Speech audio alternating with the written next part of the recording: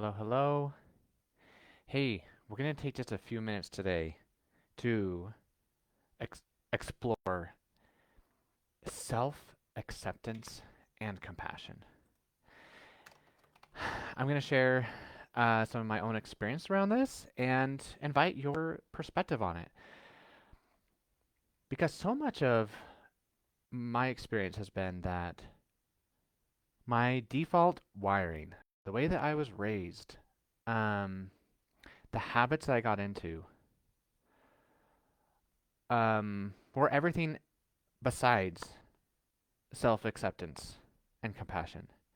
So much of the way we're socialized, especially when it relates to chronic pain or physical limitation or goal setting, becoming something better, someone who's better, growing, um, all those kinds of things, achievement. So much of that depends on motivation. And how do we typically get motivated? Not through self acceptance and compassion. So, if you find that you're experiencing some of that um, hardness toward yourself, some of that constant kind of berating of who you are or what you did, and if that is your source of motivation, um, maybe it is working for you. Maybe it's working for you. Maybe it is motivating you. If it's not, though, this is going to be helpful for you. I think this topic and this conversation will be useful because there is another way to be motivated. There is another way to grow. There's another way to develop. There's another way to improve. There's another way to achieve. It doesn't have to come through berating and beating up on yourself and heaviness and hate. People often make this mistake. They think that in order for us to be motivated to make a change, we have to experience extreme negative emotion. We have to be in hate of ourselves or our situation to motivate us to make a change. But what if we could make a change without that? Isn't it possible? I've actually heard some people say, I mean, sure, it might be possible, but is it likely? The chances of you making a change and achieving in the absence of negative emotion is very small. And my response to that is like, sure, okay. Maybe if we were to look at some research and some data, that there would be some information out there that would suggest that. However, does that mean that has to be the case for you? Is that how you want to treat yourself? Is that how you want to motivate yourself to get to the next level, to grow, to achieve, to make change? Um, if that's not you, if you don't want to be um, beating up on yourself in order to become motivated to change, and you want to consider another way to do it, consider it with me. Let's talk about this. And so I'm offering in this video, in this this episode, what I'm offering is self-acceptance and compassion. Maybe there's a way we can create change. There's a way we can become something new. We can achieve what we want through acceptance and compassion. And so here's my experience. I just want to share an experience I had recently. Actually, two. There's two experiences recently. They come from a religious context. So, um, of course, this is just an example to illustrate and to talk about what I experienced with this. And you can um, take this and consider it or apply it to any context. It doesn't have to be religious. Um, and anyway, so the first example, the first time I came across this, just over the past week, these two things has happened this week. So this past Sunday, I facilitated a conversation for parents, youth parents, about how to help their children build faith in Christ. And It was a 1 hour conversation, and I was the facilitator. And it was set up like a council where most of the dialogue was not me teaching, but it was me asking questions and creating dialogue among the participants. And at the end of this hour, I found myself in so much um, emotion that I might describe as sufficiency or whole or complete. Like something along those lines. I don't know if you could call those all emotions, right? But um, maybe it's like, maybe the emotion was satisfied. I just felt completely satisfied. And I noticed this is not, hasn't always been the case for me. There's been many times when, in religious context, because this has been a big part of my life, I have played this role of facilitating or teaching. And for years and years and years, my habit was to criticize myself as soon as it finished, to think about all the things I didn't say that I wish I had said,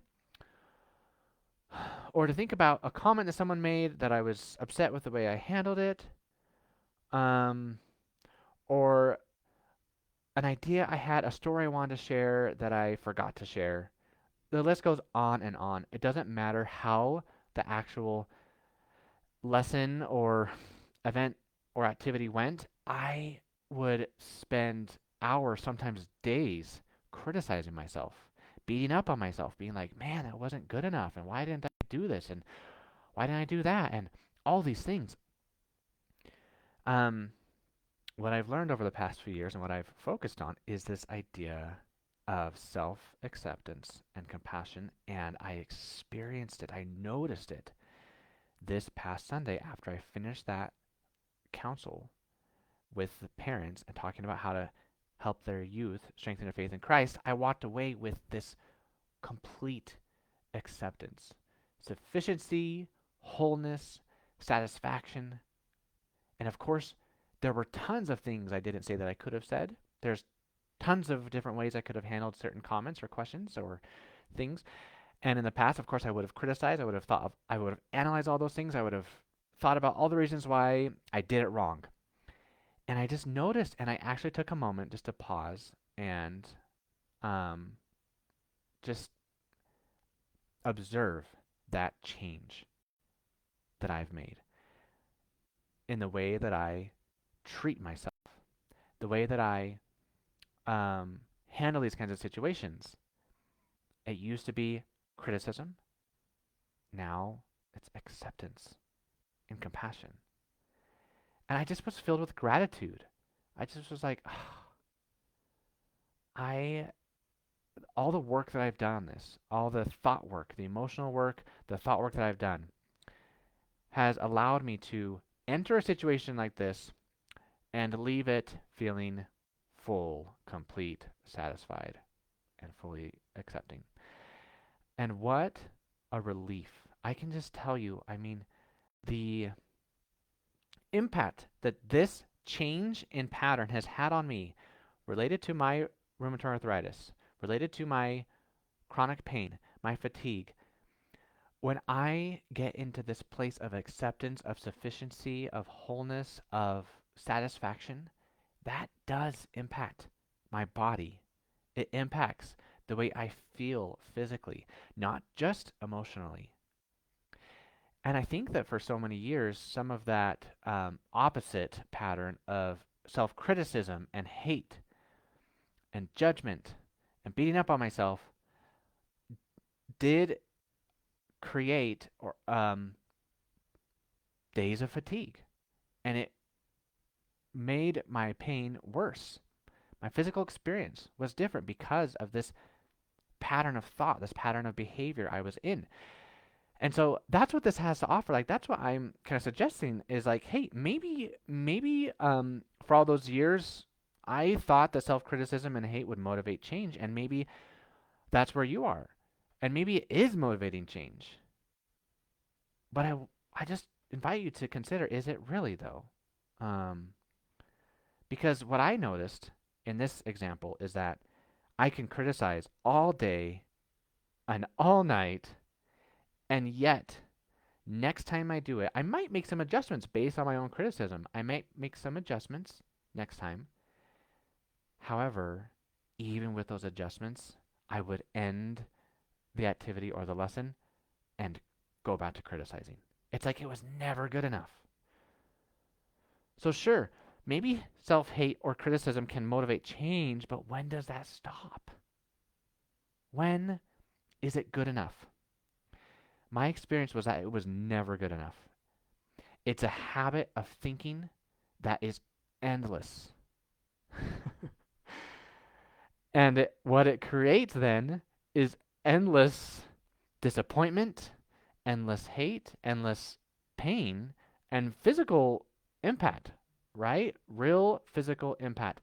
So that's where I ask you to consider, is it really serving you to be self critical and judgmental or hard on yourself? Is it really serving you? The other experience I had when I was able to actually notice some more criticism was just yesterday. I was at the temple, which is a place, a sacred place where we go to worship and serve. And I noticed that I just wasn't very engaged.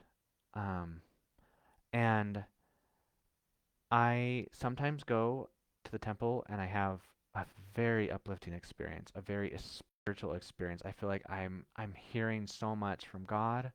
I feel so close to Christ, and it's like a dialogue that I'm having with Him.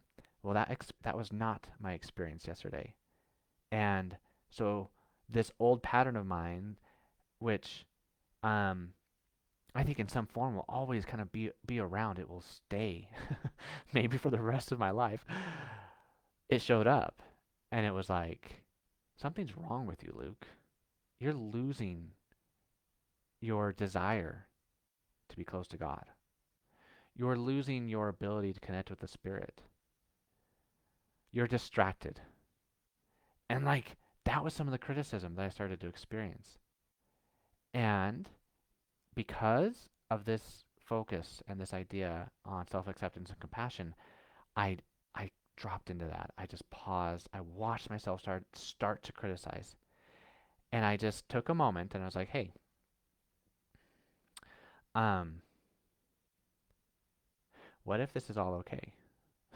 I just started to kind of challenge myself. I'm like, even me beating up on myself for a little bit, hey, that's okay. It makes sense why that maybe showed up. That is a pattern I've had for a long time. And of course, it's going to show up right now because I think what it's offering, what it's trying to create is this spiritual experience. I often have wonderful, uplifting spiritual experiences at the temple, and I wasn't this time. And so that's perhaps where this criticism was coming in. It was trying to help me get there. And so that's the compassion. I'm like, where is this coming from? Can I just understand it? Can I sympathize with it? And that's how I get to compassion. Like, okay, that's why this criticism is showing up. That's perfectly fine. And then I use acceptance and be like, you know, maybe I could shift from this moment to the next. Maybe within the next 2 minutes, I could completely change. I can access the Spirit. I can talk to God. I can hear Him. And it'll be a totally different experience. But you know what? Maybe it won't.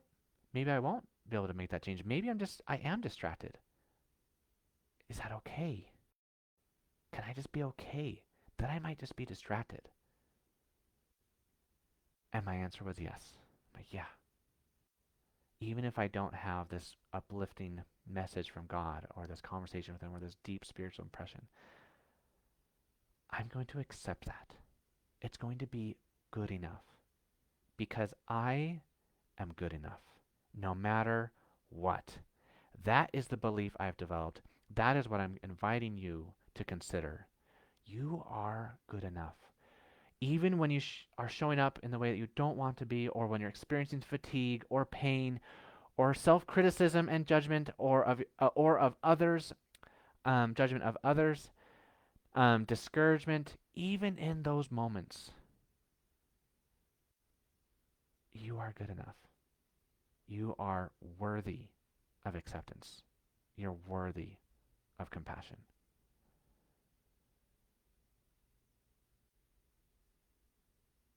Just consider that. Consider how that might be true. Okay, that's what I have for you today. I would love to hear any of your comments on this, because maybe this resonates and you're like, yes, absolutely. We're always worthy of acceptance and compassion, and I have practiced that. Or you're like, hey, I like that idea, but I just don't do it. I don't know how to do it. I mean, share some of your challenges with that. We can continue the dialogue. Or um, you can share like your disagreement. Maybe you don't think that you're worthy of acceptance or compassion. Maybe there are situations where you don't think uh, you ought to practice acceptance and compassion. I mean, maybe. What is that? Let's take a look at that. Let's talk about it. Um, and find in this idea and in this community, in this conversation, uh, concepts or principles, tools or practices that might be useful for you. All right, my friends, if you like these notes or any of the other content that I'm sharing by email, you can click more content, and that way you'll get the notes on this and other topics. And that's all for now. Talk to you next time. Bye, everyone.